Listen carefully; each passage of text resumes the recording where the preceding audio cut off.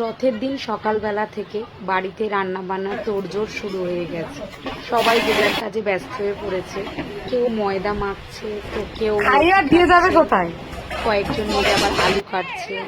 এরা কেউই বাইরের কেউ না, সবাই আমরা। রথের দিন কিন্তু আমাদের জগন্নাথ আঙ্কেলদের বাড়িতেই নেমন্তন্ন থাকে। দুপুরবেলাতে আমরা সবাই খেতে চলে যাই, কিন্তু রথ নিয়ে যখন তারা আসবে, সেই রথের সাথে যেমন তাদের বাড়ির অনেক লোকজন থাকে, ঠিক তেমনই রাস্তার বহু লোকজন, পাড়া প্রতিবেশী সবাই থাকে। তাদেরকে তো কিছু প্রসাদ দিতে হবে, সেই জন্য আমরা লুচি আলু তার সাথে রান্নাও থাকে। কাকি এসেছে। এই বছরে করেছিলাম রসনার জল। সবাই আসার সাথে সাথে ওই খাবারগুলোকে সার্ভ করা হয়।